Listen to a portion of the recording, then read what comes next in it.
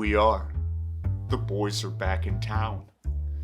We're doing the last Gator Twins video. Season's greetings. What season is it? It's winter. Somewhere in the world they're celebrating something fun. Yeah. Last time I checked, the United States of America isn't the only place on Earth. Right. But there is only one United States of America. At least for now. And anyways, we're tying a nice bow to this Gator Twins series. We went through the character creation and the cards and the music for the twins themselves. We did it with Cliff and Rudy, and then we did it with Mama, which is what you saw last week. And now we're going on into just kind of reiterating some of the plot points, and we're going to go over some of the extra little environmental drawings that Kyle made. And if I so feel inspired to, I might do a little music underneath this that kind of fits just with the particulars of the world. Don't hold me to that. I'm probably not going to do it. Anyway. Pulling that parachute immediately. Yeah. But any hoozles. So what we're going to do is I'm going to put up on the screen what we're looking at. I might do picture in picture. I might do full screen thing for you. I haven't decided how I wanted to edit this yet. But take a look here. So what we're going to look at, we're going to talk through the car. And now the drawing that Kyle has provided for the car, it looks like it's sitting, what do you envision this, in a junkyard or by their crib? That's kind of like, I feel like it would be in a junkyard just because when they're looking for something with some good bones, you know? They're not looking for something brand new off the lot. They're looking to build it. They want to make the machine. They want some blood, sweat, and tears. Exactly. Okay, so that's what we're looking at there on that particular vehicle. Mm-hmm. Now, I do like how you have a nice classic muscle car look. I like the grill. I like that it is up on a block. Right. Can't have all the wheels. I like how there is only one inflated tire that the one closest to us that we could see is in fact deflated. The windshield looks a little haggard.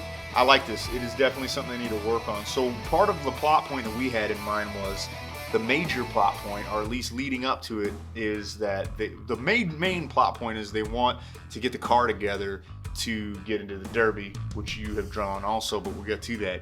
But this is the car, this is the thing that they go out on adventures, and they want to get a new hood, they want to get all four tires, they want to get new hubcaps, they want our rims, they want to get, you know, the spoiler if there is one, or you know what I'm saying, they want to get the supplies for the paint job. That's what they go on quests for. And they're gonna, in our minds, they're meeting interesting characters and fighting dragons and bone dragons. And remember, this is also in the D&D world. Yeah. So we want them to be like, you know, with sawed-off shotguns, trying to fight armies of skeletons, and just like, you know, just ridiculousness. Right. To get these pieces for the cars. Right. To the car, I should say, the new radiator and all that.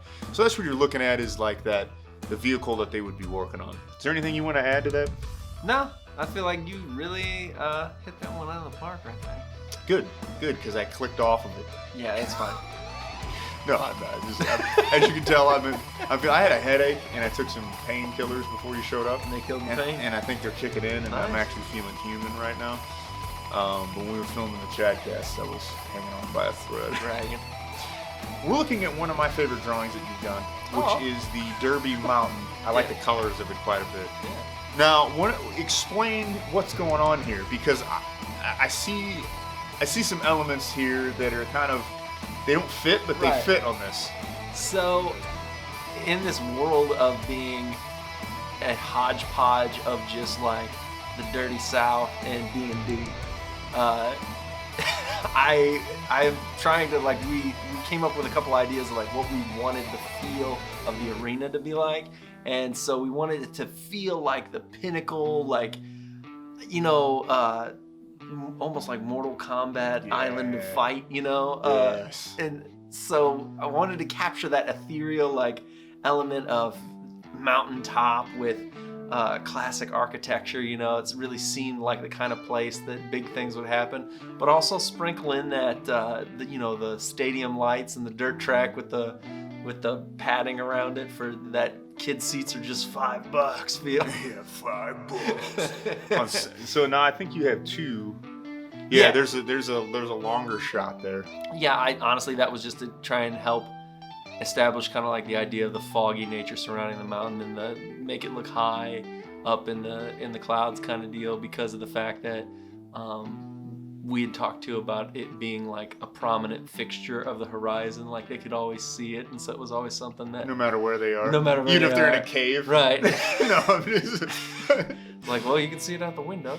Yeah. But yeah, so that was just kind of like a side shot to give you an idea. And then like an idea too of how to get to it is like there's some sort of like big tunnel that leads into the arena. So maybe that there's like that, did you ever see the movie Gladiator? Yeah, oh yeah. Where like they're coming in, like they're all the people are like, oh, and stuff. Give it that kind of a feel to it. Yeah, I dig that.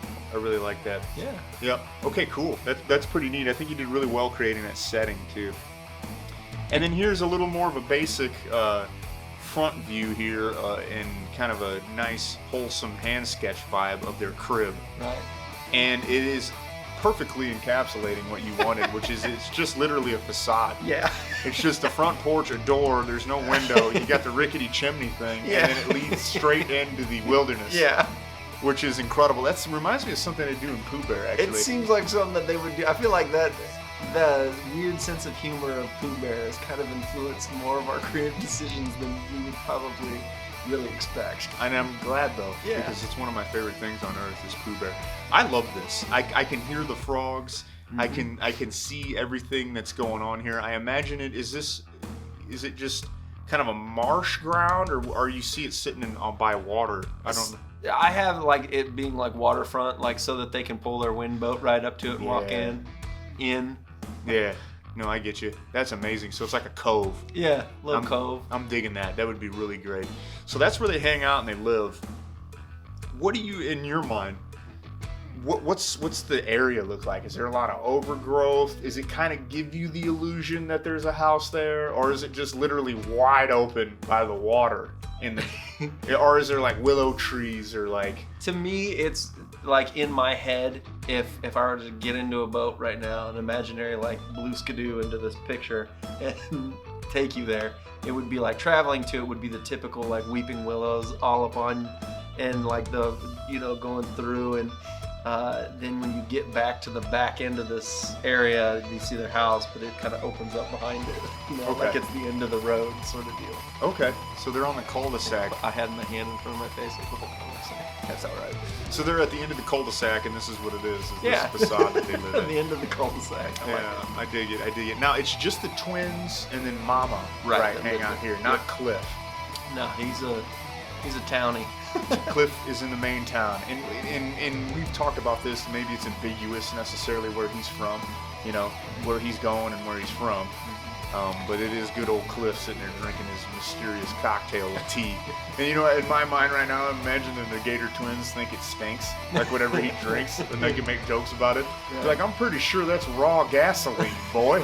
Are you all right?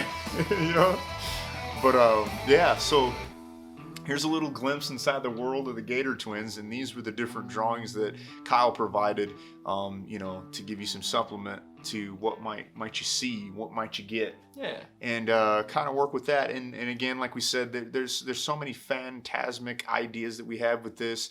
There's people that we have in mind to voice the characters and everything like that. But we're just nobodies with two-time and nobodies. So we ain't got no clout. We ain't got no weight to be carrying around to try to influence anyone and get on board. But hey, one day in time, if you guys like, comment, and subscribe enough, maybe we will, huh? You never know. Why did I turn into a Good fella. Yeah, why did I turn into a Philly cheesesteak salesman?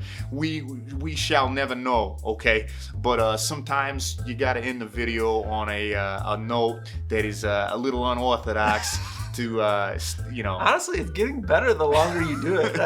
yeah, hey, man, maybe one day I just was slip into that. I was born into it. Maybe it's Alfredo. Now check it out.